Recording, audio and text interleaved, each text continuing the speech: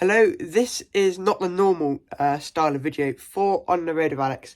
That's because I got a lot I need to tell you about, most of it being about the updated buyer's guide, but there's more besides that as well.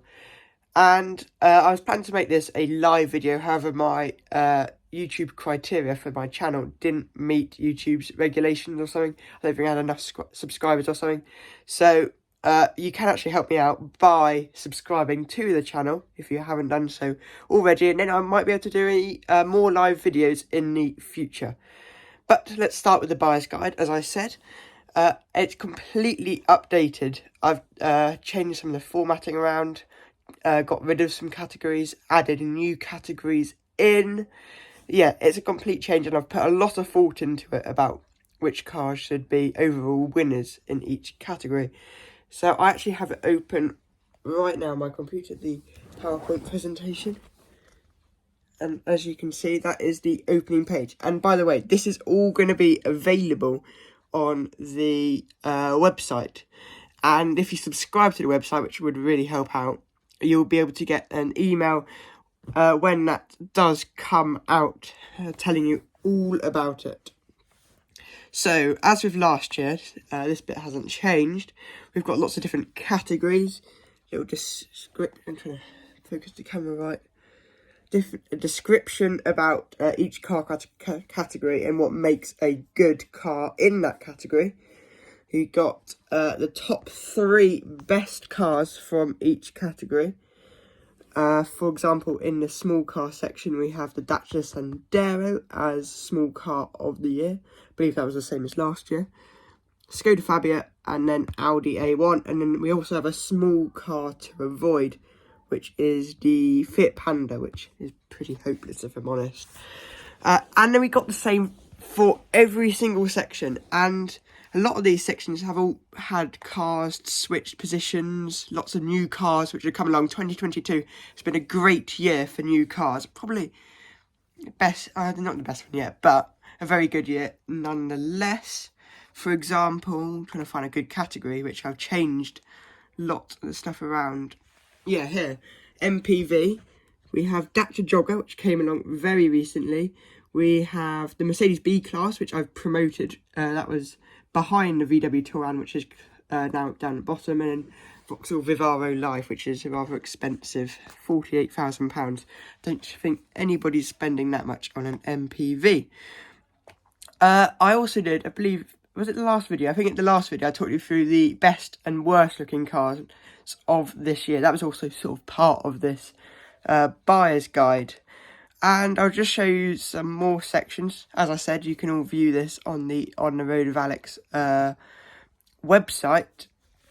We've got the other sections. Used car of the year, I've nominated as the BMW M240i. I mean, used car prices, as you probably know, have absolutely skyrocketed. But I think the BMW M240i is an absolute steal.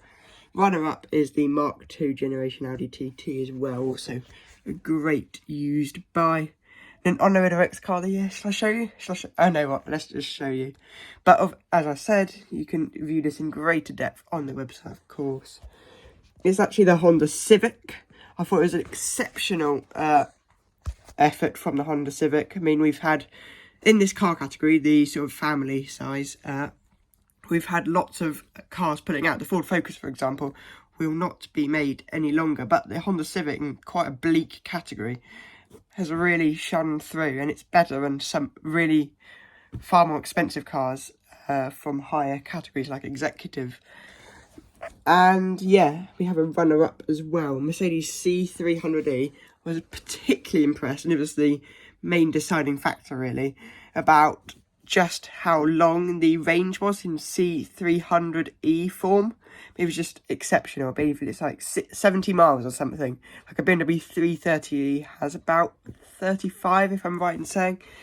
And also the C-Class has an incredibly good interior. It looks exceptional, very stylish, and also got lots of good technology on board as well. Speaking of the website, we've also had some updates to that, and I'll show you. It's best on a laptop, actually. I have less choice of what I can do in the mobile view mode. So this is the home screen. We've had things like the search bar been put in, different categories. If it loads, yeah, it seems like it takes a while to load. And then the best bit is I've added a couple more languages, like if you wanted to view it all in German. Wait for it to load. You can, and a little Google Translate bit pops up in the top right hand corner as well. And you can just view it all in German. Every single page as well. Look, I find that very cool, and it means that you can just test it out if you want to see what it looks like in a different language, or if you are not an English viewer, you may probably be able to read it in your language, which is a massive bonus. Another thing I was planning to do as well in this video was tell you just 5 things about me or the channel or anything. So I actually have a list here because I wasn't going to remember them all. Editing videos. It's not the most exciting thing in the entire world. Much prefer writing the scripts and then recording them, which is why it takes a fair bit of motivation. So I have 8,000 minutes of listen time on Spotify in the last 3 or 4 months, most of it being Rihanna apparently. I thought that might be an interesting little thing about me. The setup, well, I have my HP laptop right here. Right, plan to get the performance sorted out. That's a bit slow. Then you have what I'm recording on, my new phone, iPhone 13, hooray. Chair, excellent purchase, best thing I've ever bought, super comfortable and very stylish. And is there anything else? I'm not sure there is. Might be adding more things to the setup. I was actually considering a multi-colour changing lamp to add a bit more depth, atmosphere into the setup. Third thing then is what apps I use. So I use Wix for my website. You may see that at the top. It says helped created by Wix, and Wix is very good. I was actually planning to make an app, my Ontheroadwithalex app. Unfortunately, you have to pay a fair amount to make an app. The app will charge you $99. Google charge you $25 for their Google Play Store. But I have made a app for it's like I don't know what they call it. I'll tell you more about it in another video probably. And then what else do we have?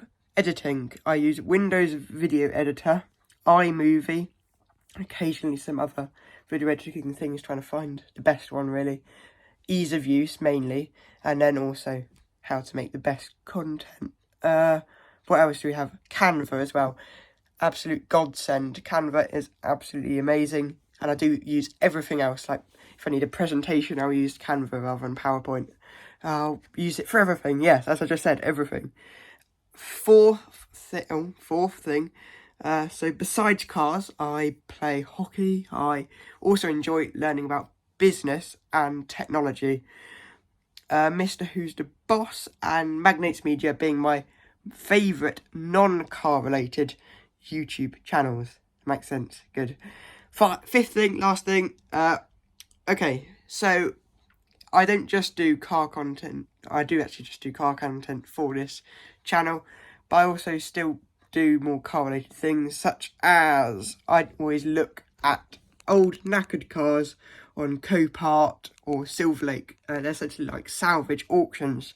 In fact, I have a BMW E46 330 Ci in one of my open tabs right now, and it's not got any wheels. It's on some bricks. It's a bit of a state, but I can just imagine fixing it up and putting it back to its former glory. And final thing, Auto Trader. Of course, I go on Auto Trader. That's how I find the best used car of the year. And yeah, I think that's the 5 things all about me done. Is there anything else to tell you about? I'm not sure. As I said, yeah, the website's been completely updated, and we've also got the buyer's guide, of course, which I'm very happy about. I've also made like a magazine thing as well, which I might consider uploading. Maybe not quite now, but later on. And that also includes the buyer's guide within it. Right, I think that is it for this video. It's only just ticked past 10 minutes, I believe. So thanks for watching, and you'll be able to see far more normal content. I've still been doing all of that. I've got a article I think I only recently done about a new sort of city car from Citroën. I mean, Yami was very weird. This one seems even more weird, so hope you enjoy reading that. And I've got more videos in line as well, so hopefully 2023 is going to be a year of far more interesting, engaging content. And see you in the next upload then. Bye for now, see you then.